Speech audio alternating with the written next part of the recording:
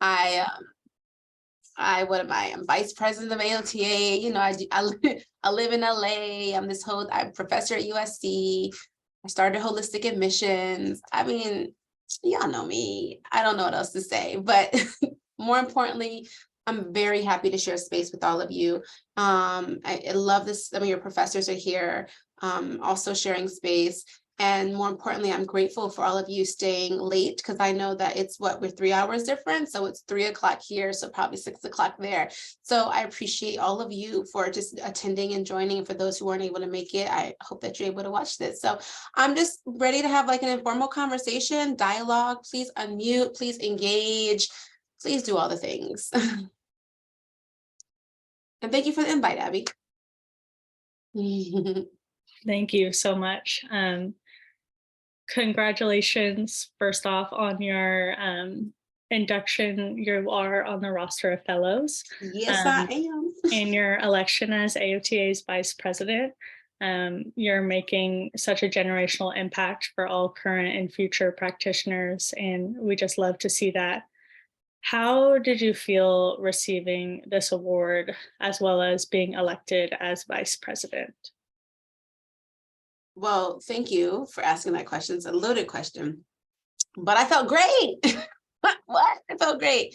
Well, first of all, it was during COVID. So it wasn't like I could, and I think I was pregnant. So I wanted to like wobble on stage and get my award and make it like a thing, but I couldn't do any of that. I had to like receive it over Zoom, and they like said my name in like half a second. So I didn't get like the moment. However, I felt it in my heart. I felt so inspired, that I hopefully have empowered others to believe that they too can be. I was told like, oh, well, yeah, if you do fellow, like it takes you 4 or 5 times to like get nominated to get it. And, somebody has to nominate you, like I said, multiple times, and you have this and that. I got it the first time I was nominated, the first time. And it's an honor because I put my head to the ground and I'm so focused and consistent in what I believe in and what I do, that to be one of the youngest people of color ever to receive this fellow, I hope that it's, again, an opportunity for others, all of you, to believe that you too can receive that if you desire it. So it felt wonderful. And then you asked me about my vice presidentship. That felt dope too. I was like, yes. Somebody told me I was having like the best year of my life because I got that, I got fellow, I got pregnant, I had all of the things. I had the most diverse cohort ever in USC history. I think actually in OT history, to be honest. And it was just super incredible. And for me, I was running up against 2 prominent males.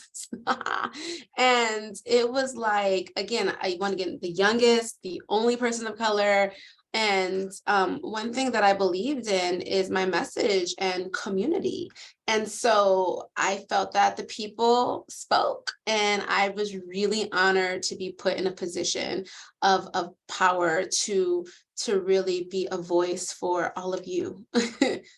So it's been incredible. And again, a journey, because it's not like I woke up and said, I'm just gonna be vice president. Like I paid my dues. Like I was local leadership, national leadership, state leadership, all of the things. So I build my understanding of this role, and was part of the Dr. Howard, and I part of the representative assembly for several years as the California rep. And so just building on that to say, I got this, and so you all do too.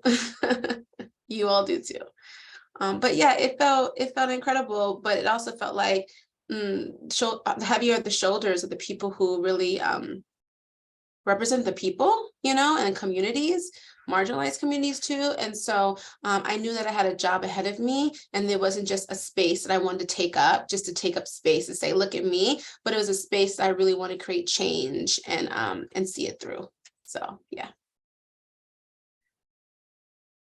And feel free to like unmute, y'all. It's all good.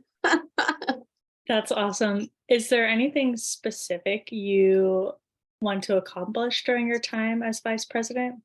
A lot. Yeah, a lot. My entire campaign was on making sure that there is increased transparency in the association, that there's value within being a member. You all are the future.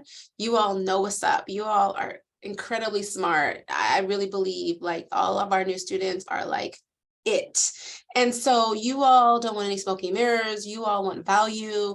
And I know that. And I'm like, you can get all of your resources through social media and networking. You know, why do you need to be a part of an association? And so I wanted to be a space where you felt like you can go there and see value and be heard, and that you see yourself in the association.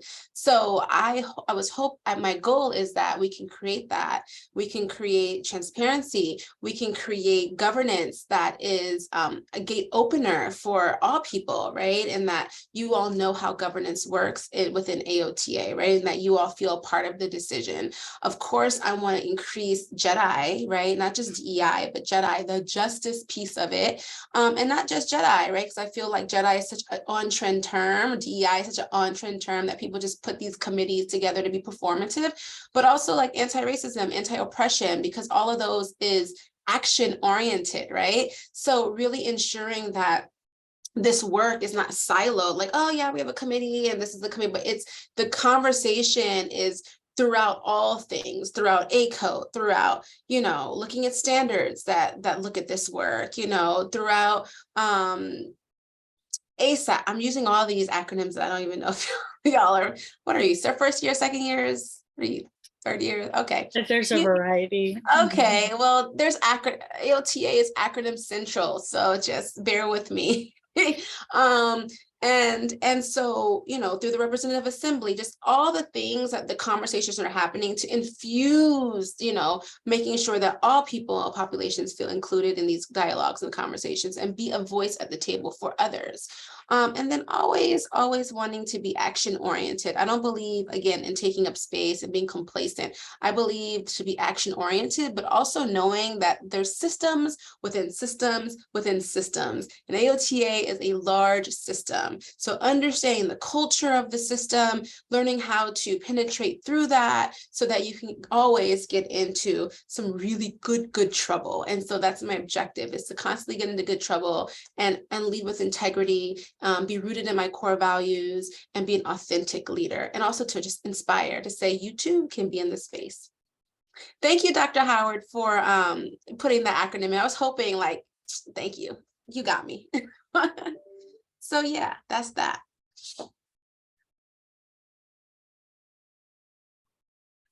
So with hearing all of that, which is amazing, what made you want to go, I'm taking a step back, what made you want to be an OT, and what was your like kind of journey getting there? Because since we know now after you became an OT what that journey was like, what was that journey from deciding you wanted to be an OT to finishing school? Oh, Savannah, the YOT question. Classic. Okay. Happy this is recorded. Can y'all edit this and then just send me that clip so then I can send it to everyone who asked me this question, please? Okay, so here's the deal, y'all.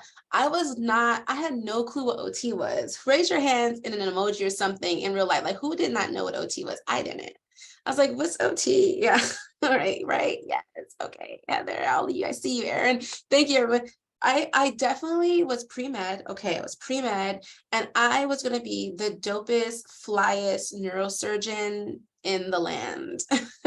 I was going that direction, and I was sitting in my OChem class, minding my good business until like an OT recruiter came in and talked about this thing called OT Savannah. And I was like, what is this? And let me take it back, because I know this melanin makes me look very fresh and young, but I'm taking it back to like 01, 02, 03. Okay, very far back. And Dr. Howard would say I'm a baby still, because we were in meetings and she told me when she was in OT school, and I was like, okay, you look great. But yeah, I'm talking almost 20 years ago, and the OTD was still something fresh, right? It was still something new. And they were like, you can get a doctorate, la, la, la. And I was like, oh, this sounds really cool. I could still get a doctorate, but I can be a part of someone's journey after a surgery, like I'm thinking brain surgery, right? After that, I could be part of their journey of rehabilitation. I was like, this is such a humbling feeling. It's such an amazing, incredible feeling. So I took a class. I was like, okay, let me dip my toe in. Took a class, man. I looked up.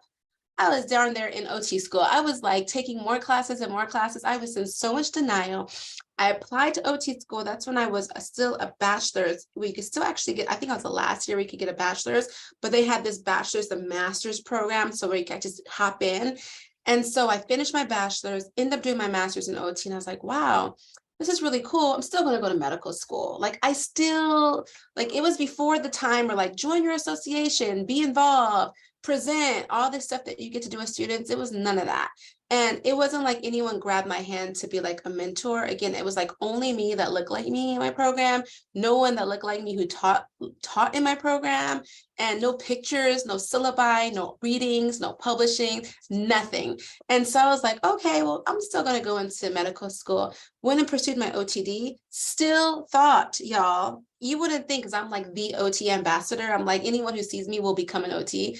But literally, I really didn't know. And even when I graduated, I was like, I'm a doctor. You know, I didn't want to say like I'm an occupational therapist. Like I didn't know. And so eventually, clearly, I have fallen in love with OT, and I'm just so in love with it. I think everyone should be an OT or know an OT. But initially, my journey was medicine, and I transitioned over because, again, I thought it was such a beautiful space to be in, to build these relationships with individuals who were so resilient, so powerful, so beautiful, and understand the holistic piece of that. I thought it was we are healers, and, you know, it's and we get to know the whole person, and we're about storytelling and story making and belonging and being and meaning. And I was like, you know what, this is it.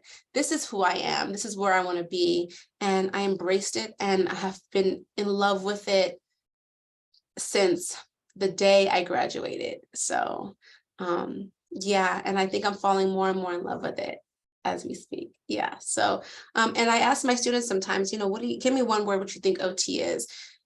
And they, you know, it changes, it evolves over time. I think right now mine is like community and healing, you know, healers. So yeah, I love OT, and that's kind of my journey. I don't know if I answered all your question, but that's my journey. Savannah.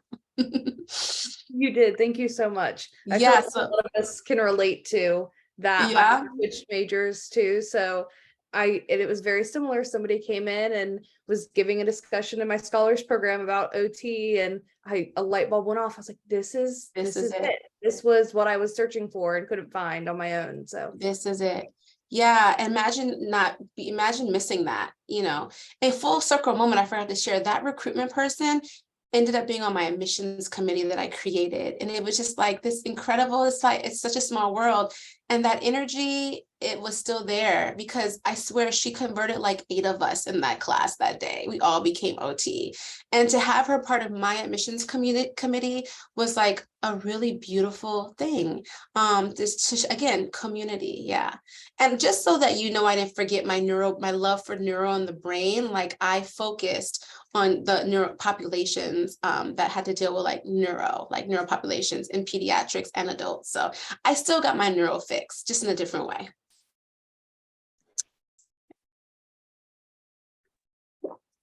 Dr. Anvarizadeh. Hi, Jonathan. How are you today? I'm okay.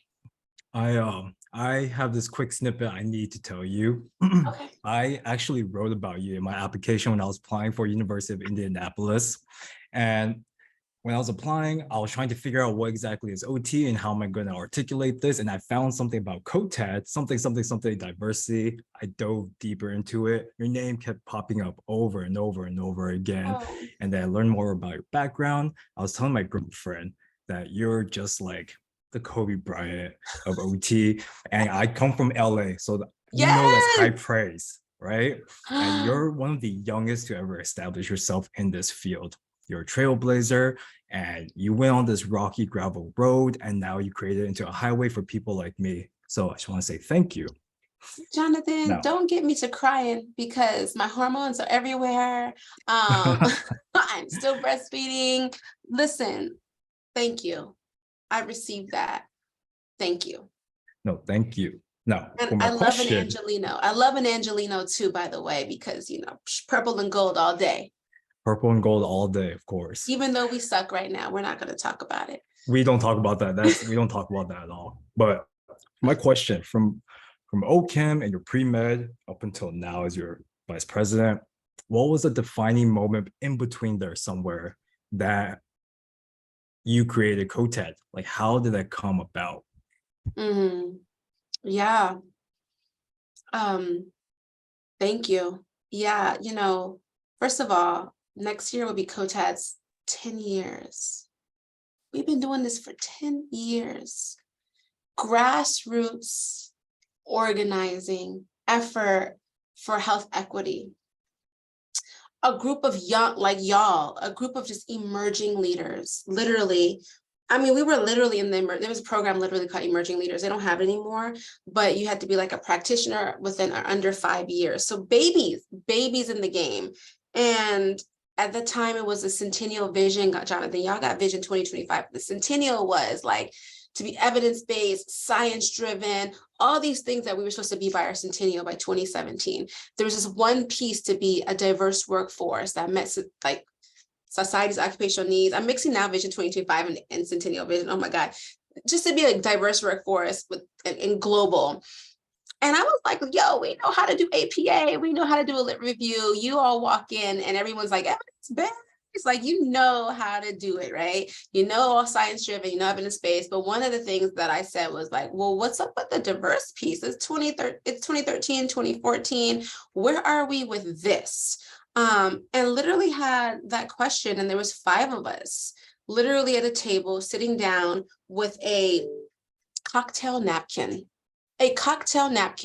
And Dr. Amy Lamb at the time was president. And she was like, well, why don't y'all do something about it? And I said, I keep saying she must have asked the wrong group, but she asked the right group of people. We were on fire. We're like, okay, we got this. We did a presentation at that next conference about increasing diversity in the student body. Because the idea was if we increase diversity in the student body, we can increase diversity in the profession, and it's the trickle effect, right?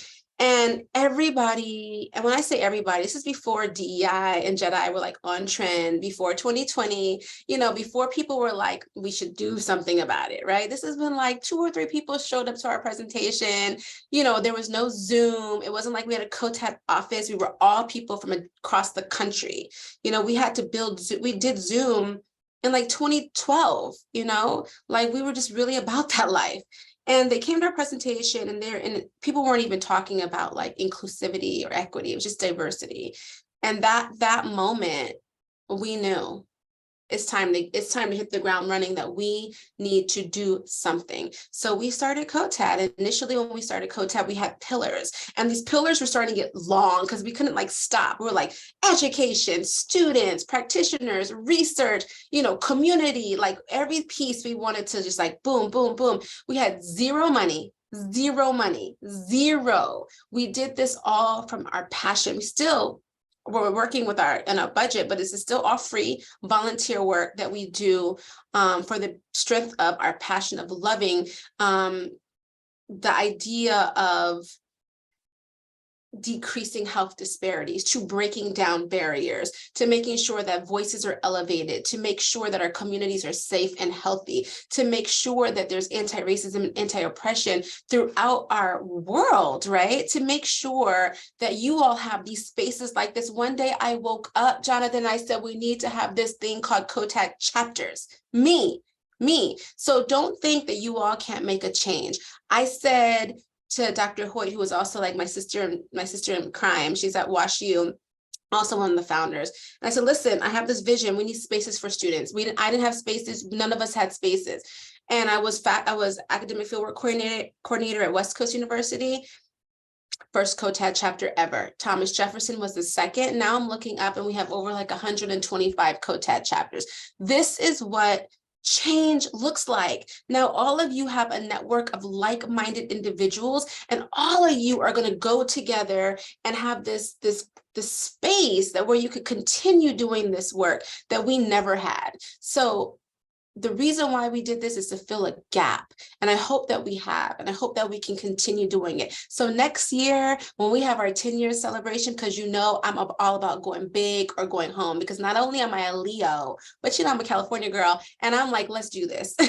So I'm like, we're celebrating the accomplishments of what grassroots organizing looks like. We're celebrating what coalition looks like. We're celebrating what coming together with a vision looks like. We're celebrating what action looks like. And I want to invite all of you to all of the events. I want you all to to also think about events that you want to do, because your university has been a part of this journey as a COTAD chapter for a while now. And you all have been incredible. You have done incredible events. And I want to just pat your shoulders, because this is an extension of the family of what we created. So, that's how it got started. We saw a gap, and we weren't just going to talk about it. We were going to be about it. And so that's what I'm about. No excuses, walk the talk, get it done, make it happen. So that's that. And I'm honored. I'm really honored, Jonathan. As when I was a director of admissions, I read things in people's application that said that they want to come here because of me or COTAD or what I believe in. And I don't take that lightly. I'm honored by that. I really am. And so I'm very grateful that you felt that energy and that you feel that is real.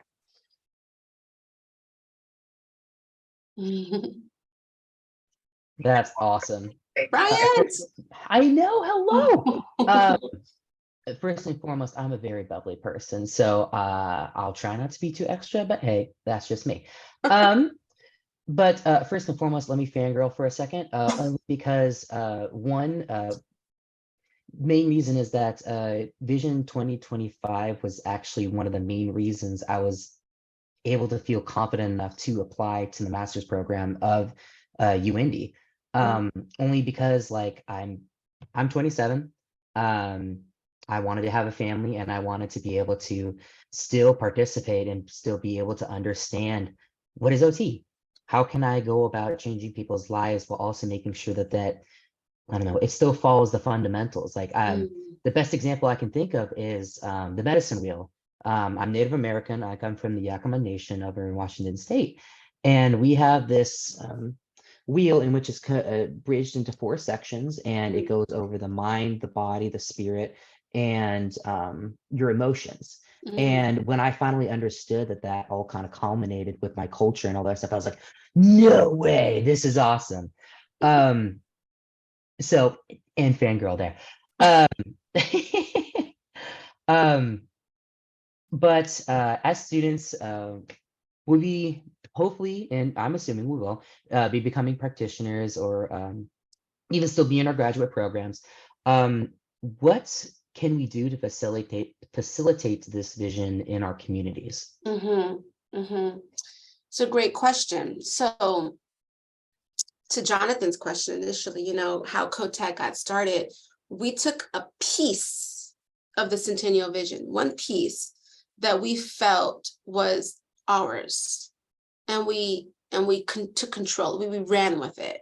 And so there has to be a piece in Vision 2025 where it speaks to your heartstrings, right? Like it's something that you see that this is me, I am that, and I want that to be a part of my legacy. I want to be intentional about that. I want to make impact in that space, right? So you have to see, you don't have to tackle it all, right? Because I think Dr. Clark, you remember Dr. Howard, when Dr. Clark was president of AOTA, she had this thing about being an HD pixel, right? We're all pixels in this picture that's HD, this picture of OT. And which piece of this pixel do you want to take on? I wanted to, and even the Vision 2025, I'm looking at the piece that's the diversity pillar, diversity, inclusive, equity pillar, because I look at that pillar, I'm like, okay, cool, you said it, but what's the action behind this? Like, how are we taking action behind this? And I'm like challenging that piece of that vision to say, okay, well, what does this look like? Like in 2025, what do you want this to look like? You can't just have a statement here that this is our pillar. Oh, look at our wonderful person in charge of our chat. Yes. But see, Vision 2025 also has pillars as well. And those are the things, Brian, that you might want to look at and say, this is the pillar that resonates with me. I guarantee she's probably about to put the pillars in the chat in a second. I'm not Oh sure. no, and I already know which pillar you're talking about. It's about the pillar of inclusion and, you know, ensuring that we have a diverse background and understanding that our cultures and our different mindsets and our different understandings of how the world works greatly impacts on how we understand how a person completes an occupation, how someone is able to fundamentally live their life, live their best life. So Right. yeah, no, So that was the first thing that kind of came up to my mind. right. And I mean, and imagine the like percentage of Native Americans that we have in our profession. And you know, lack thereof. Yeah, thank you. And where we can go with that, with your community, with your and looking at occupation within that community, like how you can elevate those voices, right? That's powerful, and that's taking action. And I want to tell you a quick story about this Vision 2025 to Jonathan and his point, and even Bryant, your point, and then what grassroots organizing does. They never had the word inclusive in there.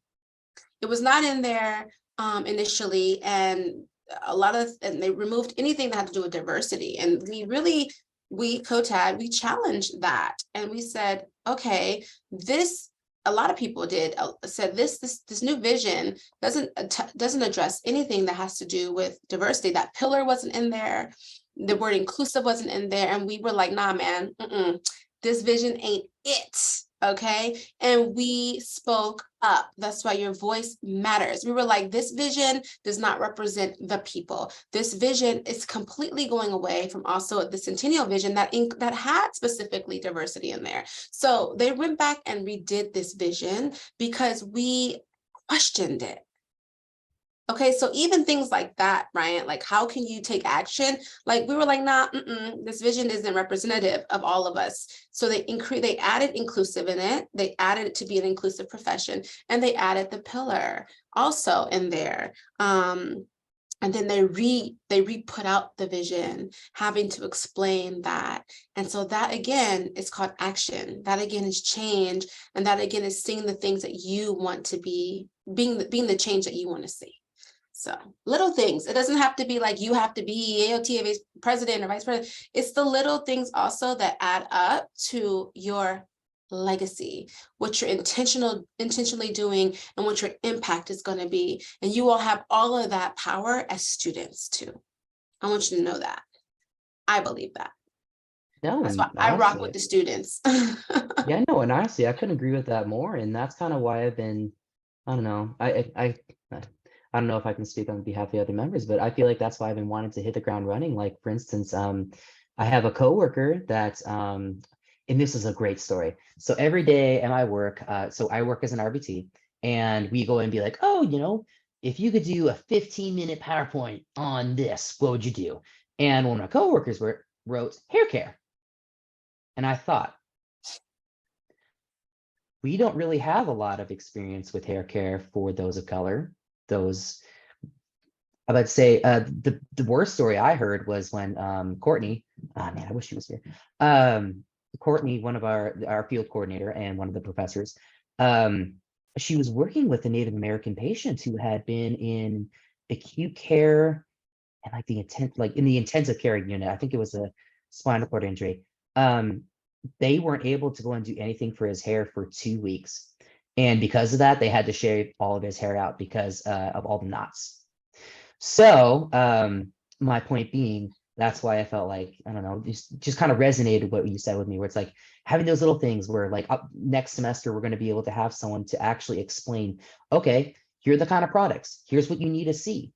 Like, what should you be looking out for? And I don't know, that's kind of what brought me to this organization in the first place. So again, I just want to say thank you for making that a possibility. Yeah, absolutely. See, you see my curly hair. Now, if I was in the hospital and those little thin combed, it would be like stuck, like right there, stuck, So here's the deal. You don't have to have the answers this way. It's a little funny thing. You don't have to have the answers to everything, right? But you do have to have cultural humility and be a cultural responsive practitioner to know how to ask the questions and feel comfortable with asking the questions. Tell me about your hair care routine. Tell me what type of comb and brush do you use? Tell me about how often do you shampoo your hair? Do you wrap your hair at night? Because my hair may be different, or my curls and coils may be different than another person of color, right? Or, they may straighten their hair, or, their texture may be different. So I can't assume that one routine is, I'm a wash and go girl. I could put a little water in here and like,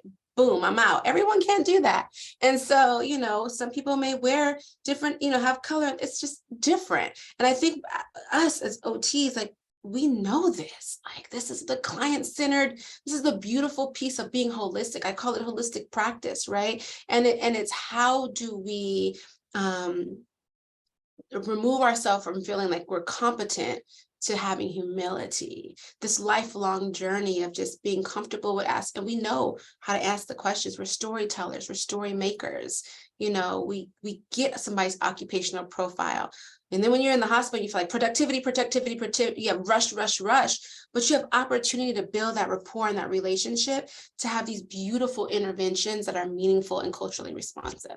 So Brian, you're on the right path. And I think AOTA just did a toolkit on like hair care, which you could probably check on the website. Yeah. And there's COTAD chapters everywhere. Abby, you all can go into the Slack, and I think some COTAD chapters all across the country have done like wonderful presentations on hair care. So there's some things there too for you already available. I have a question. Yes, Taylor, right? Yep, Taylor. Okay, cool. I'm wondering what your or anyone else who's been in inpatient care has experienced with access to hair care products for hair that's curlier or just different than what like hospitals are typically supplied to treat. Because I'm thinking of going into those closets with the crusty little combs, and that's all they have, and the really intense shampoo. Is there a budget in most hospitals for buying other things? Has anyone had experience with that? That's a question that just came up, and I'm really curious to know. I love this question. I talk about it in my keynotes all the time, because Brian, I give the example about hair care, and then, Hannah, I just said, Mayo Clinic, one shampoo available, and that shampoo will strip my hair, I'm telling you. And probably all of y'all's hair, because it's just like trash shampoo. It's like worse than hotel shampoo, right? But here's the deal. This is where our voice matters. And this is why I believe OT needs to be front and center. No, they do not have budgets, and no, it's not in their strategic plan. So we have to, with all the pushback that we may get, here's the short-term answer, Taylor, right? They may have a friend or a family member that you could say, can you bring in these items? Right, their shampoo, their hair care stuff, so that we can use them, we can use them. The long-term solution, though, is advocacy and access, and it all boils down to funding. So how, and this is where you all are powerful in your field works, how powerful you are in your capstones, how powerful you are in really creating this quality improvement or research or outcomes to show the need, why there should be diverse tools for diverse clients. And it all boils down to somebody's strategic plan. Now, if somebody in their institution has, diversity or some piece in their strategic plan, but are not addressing it, then that is the loophole that you could find to say, but you're not addressing it. And how do we get funding for this? And this is why we need to. And this is where we can be a voice. Dr. Victoria Wilburn, she just won, y'all. She's like right next to y'all, right? Whoop. She just won. So it's just like, this is where Dr. Howard, she won. Yeah. Can I share? So sure. She is in the Nora to Fishers area, District 32 of the Indiana House. And she just decided, and she's an assistant professor at Indiana University, used to be at University of Indianapolis, used to have Courtney's position. Okay. So for those of you in the MOT program, she was the academic fieldwork coordinator. I just saw her at the AOTA meeting, and she was deep and thick into the election, campaign. She's been going door to door and everything. She won by like less than 1 percentage point. It was by like 220 some odd votes. Wow. I was just looking at that. But she flipped the seat from Republican to Democrat. And I don't know like how you feel about that, but we have an OT in the state house. you Yes. guys. Yes, an OT in the state house, OT of color, a female, a mom of 3. I mean, y'all. So Taylor, like we can do this, right? It's a vision. It's working together, grassroots to say, I see, and this is COTAD. Like I see a gap, I see a barrier, and it's like, here's the question I have: how bold and courageous do we want to be? Like how, like, do we want to be like, dang, that's an issue? Or do we want to say, look, I'm gonna get all my homies here and we're going to really be strategic of really creating an argument to why we need to see change. It takes work. It takes effort. We can't complain about it. We just have to do. We are the doing. We are the becoming. That's who we are as OT. Like I look at these women in Iran. Obviously, I'm half Iranian. I look at these women in Iran and the revolution that they've created, right? And I'm like, man, if our people can be just as bold and courageous to like believe in something and create change, whatever level it could be just at the level you're saying, which is just as incredible because what you're impacting is health equity, which is a big deal. And imagine your role in making sure that somebody has a meaningful experience in this disruption of life. Right? They're an inpatient. And so what we have to do is we have to really be strategic in how we create change. Look at the strategic plan, look at the funding, and really have outcomes to show this is why we need to create change. It's not easy. When I wanted to create holistic admissions, I didn't just say, you know what, let's remove the GRE. I had to like go gray almost to prove why. Okay, as the level of pushback I had to like say, we need to have questions about implicit bias on our application. We need to look at, non-cognitive factors, not just GRE and GPA. We need to increase funding. It wasn't like, okay, it was like, why? Ooh, show me evidence, do pros. I had to like create a Bible, a Quran, everything. I had to create it all just to show like why this change was important. So it's not easy work, but it's necessary work. And how down are you for the change? So it can be done, Taylor. But short term, you have to ask the family, bring in the stuff. Long term, make a long-term change. That's what you got to do. Hopefully I answered the question, but your question is legit and it's all over the country. I have a question kind of targeting change. I know most of us here are OT students, but also faculty on this call as well. So what can we do either as students and faculty as well, or even like individual or as a group to create change in our own communities, either regarding like DEI, just creating change, being more transparent what we're doing? Like what can we do to fill in that role that's not being spoken about? Yeah. So there's she. Okay, there's a little she, right? She's adorable. Felicity. Hi, Felicity. How are you? I love that name. Okay, that's how I am with Naeem. He just comes on the Zoom. So so adorable. Okay, Ryan, back to your question, which is great. Okay, so here's the thing. Within your own community, right? So that's the key word, okay? I think that oftentimes people want to create this cookie cutter kind of protocol for activism or whatever we call it, right? Or making a change. But it's like, and Jonathan, you're from here. Where are you from in LA? Well, I'm from the suburbs of LA, like right at the edge of the GLA, Greater Los Angeles County. Say your city. Diamond Bar. Oh, you're from the IE. Okay, Yeah, gotcha. You're well, off the IE is like 57. Yeah, 57. I know exactly right where you outside are. the IE. Yeah. Jonathan, listen, born and raised, okay? My mom lives in Fontana, so I'm always going that way. Right. But here's the thing, Diamond Bar and where you're living now are two totally different communities, right? And so we have to really look at our community and what community that you're in or what community that you feel like you want to make an impact in. Your community right now is UND, right? The school that you're in. And so you have to ask yourself, what is it that you see that you want to advocate? How do you want to promote DEI or JEDI? And where are those spaces? You have faculty on this call. That means there's commitment here, right? It's not just, we're just going to give you all the space to have a COTAD chapter, but there's commitment here. And so when there's commitment between faculty and student, that's opportunity for discussion. It's opportunity for strategy. It's opportunity to say, here's my list of demands, but having this relationship to say, we see this, how can we address it? What can we do as students? So I don't know if there's an example, if you all feel comfortable. Maybe you have an example of something that you feel very passionate about, and maybe an injustice or something, you have to see what that is, and you have to work together in addressing it. I'm not sure if there's something that you all feel that you want to change, change. Right now at USC, there's something big happening, and the students are organizing.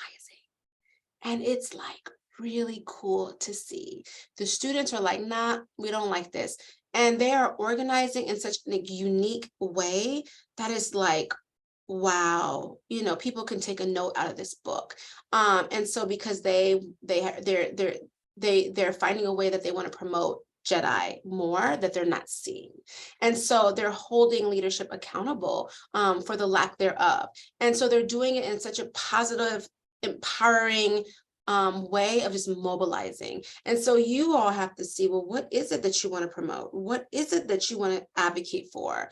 And get in line with each other and really create strategies to make that change. I don't know what it is. We can always talk offline and come up with those, but that's the start to figure out what is the need, and start going with it, start mobilizing, start empowering, start talking about it.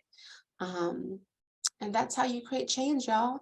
It's not like, hey, I have an idea, and then somebody says no, and then you give up. It's like, hey, how do we continue to mobilize? It takes time, it takes effort, it takes commitment, it takes persistence, it takes resiliency.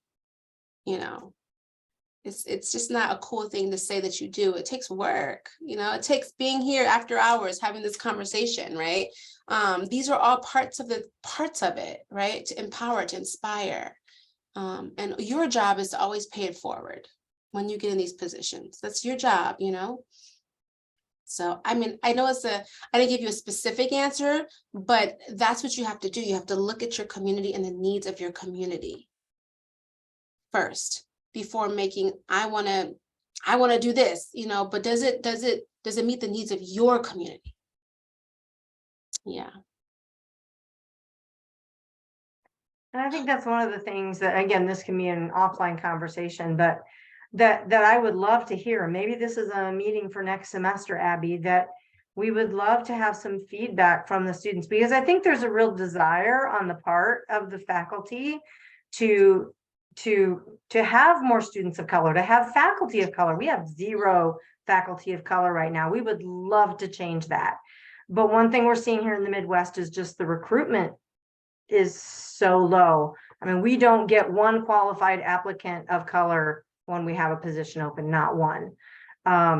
So it's challenging. So I would love to have like a listening session for faculty to hear constructive, positive ways that you would all love to see incorporated in our own efforts. Also, you have to remember, we have no budget for this. There's no budget. However, there are creative ways to get around that, should you need to. Admissions has a budget, marketing has a budget, so anyway, enough said. Yeah, I know we're recording, so some people may feel comfortable sharing or not sharing, because there's always the real, when we hit off. So, I think that the first step is having these safe spaces to really chat, like you said, Dr. Howard, because I know students, there's things that y'all want to talk about that you want to see happen. And like Dr. Howard said, there's ways to do it constructive and provide feedback and work together to see the change happen, in curriculum, in, like you said, faculty, in admissions and fieldwork support, and all of the things, right? And creating safe spaces for you all throughout your entire journey as students. Dr. Howard, it's interesting because there's a thing when there's intentional recruitment, right? And so there's strategy to be intentional about recruitment when you're interested in recruiting faculty of color. And so there's strategies for that. And those are ways that we could organize, you know, so, but the desire has to be there, which it seems like it is. So that's a good thing. Heavy, deep sigh, because there's always change that needs to happen everywhere. Yeah. What else? That it? Look. Well, I think that talking about just seeing a need and stepping into it, I think that takes us back to Emma Baldwin, who I think she was a 2021 grad, if I'm correct. I know it was like deep in the throes of the pandemic and we weren't allowed to have like a party when she graduated. But she did a capstone with COTAD and then stepped into the COTAD role that she's in now. So, and she was the inaugural chair of our COTAD chapter at UIndy, saw that need and stepped into it. So it's just, I think continuing to do that is so important. And got a whole award. Wasn't she like student of the year or something? I mean, yes, she got an award at our just saying, you know, I'm just saying, it's just, you know, it's a thing when you're in this COTAD space, you know. But yeah, she's great. And we were like, nah, you're staying with us, you're ours, you know, and doing a wonderful job with the chapters program. We enjoyed having her as a student, capstone student. We enjoy seeing her leadership grow. And those are the spaces that we want to be able to say, you got this, you know, and continue to build confidence in leadership. So really cool stuff. And a product of UIndy. That's why I'm like, I love UIndy. Yeah. I have a question for you, if you don't mind. No problem. So I know we, and some of the students know this because you have me in class and I was gone for a few days, but we just had this strategic conversation with AOTA about kind of being future minded. And one of the things that came up is that AOTA as a professional organization, because of the limitations of that, you know, because there are some very real limitations with that. They're not as agile to do something like start COTAD. And I'm curious to know like a little bit about, and I don't want to like bash them or anything. I don't mean that, because AOTA has, you know, is wonderful. There's so many wonderful things that, and I know that, and you know that because we're volunteering with them now. But like, what was that like? And I guess one of the things I'm trying to ask is, how can we as members of AOTA kind of nudge AOTA in new directions to be more open to things like, you know, starting COTAD? I mean, they could have started COTAD if they wanted to, but maybe it was a choice to keep it separate. I don't know. I'm rambling. Yeah. You talk. Well, it's all good. You know, that's why I said systems within systems within systems. And we as COTAD co-founders, were intentional about not being a part of AOTA because we didn't want the bureaucracy. We wanted to get things done. As you can see, we're 10 years in and we're getting it done, right? There's 120 some chapters. That's just alone. We have mentor program, we have this, and we wanted to create a lane that I don't think everyone is comfortable stepping into. When you're talking about Jedi, when you're talking about anti-racism, anti-oppression, and not being, you know, neutral on stances, not being, you know, trying not to be political, like, no.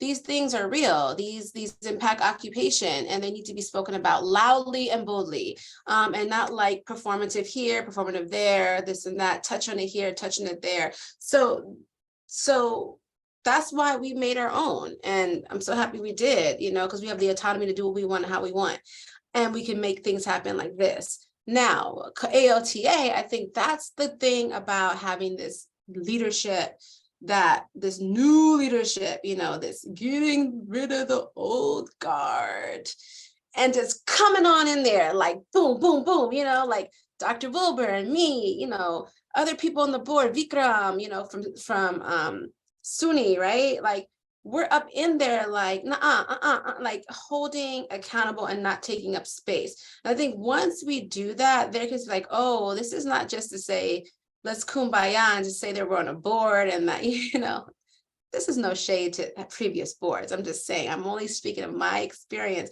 we're ready to see change, Dr. Howard. And I think that AOTA is so used to kind of being the go-to, being the premier, because there wasn't social media, there wasn't this, there wasn't that, there weren't these incredible students that are like, we got this, and I think we have to go change with the times to say, people want to see action, people want to see things actually happening, people want to feel valued, people want to feel that they belong to this association. And I think that we're really getting this message out with AOTA. Like, we have to make clear stances. We have to, people were not happy about the statement about abortion, I think, initially, people were not happy about certain things like the bylaws. People didn't feel part of the process, so how do we make people feel part of the process?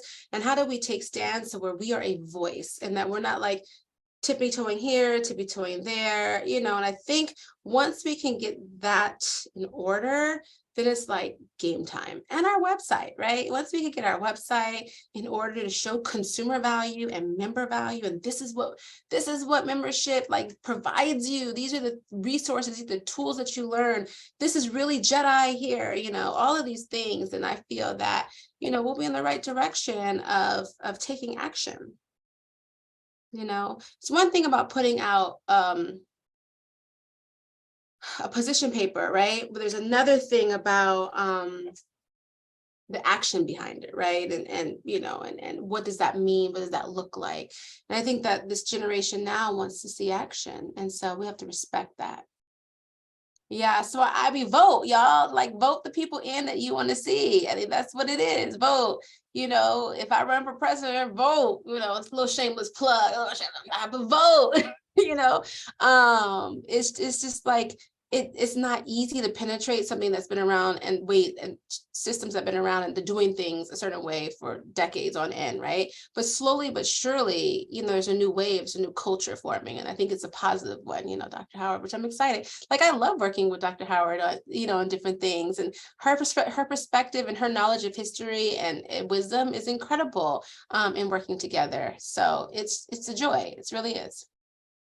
Yeah. I hope that answers your question. Okay. I see that it's almost 7:00 here, Eastern time, and so I do want to be respectful as your time. I know you have. I gotta go relieve my husband to go back to work so I can go back with the baby. Like, this is how it is right now, y'all. Like, we're just on overflow duty. Right, you know that. Yes, he's got his baby there, but I just wanted to thank you again for your time and having this conversation with us. It was really great to listen and ask these questions and just have conversation with you. You're, as you can see, an inspiration to so many of us here. So it was awesome to have you on this Zoom call with us. Well, right back at y'all. Y'all are an inspiration as well, honestly, in the future. So I'm available. You know how to find me. I'm available, and we can continue to have ongoing conversation. But my charge to you is walk the talk and make it happen. You all can do it, and you all have the power to. Okay. I'm so proud of y'all. I have one more quick 2-minute question. If you don't mind staying when everyone else can log off. It's more of like it's like a one-on-one thing. It'll take 2 minutes if you have 2 more minutes. Sure. Okay. Cool. Abby's in charge. Abby and Christina. I don't know. You might have to make her the co-host. No, that is. Oh no, people can hear. People can hear. Okay, well, yeah, whatever. Yeah, shoot it. Okay, cool.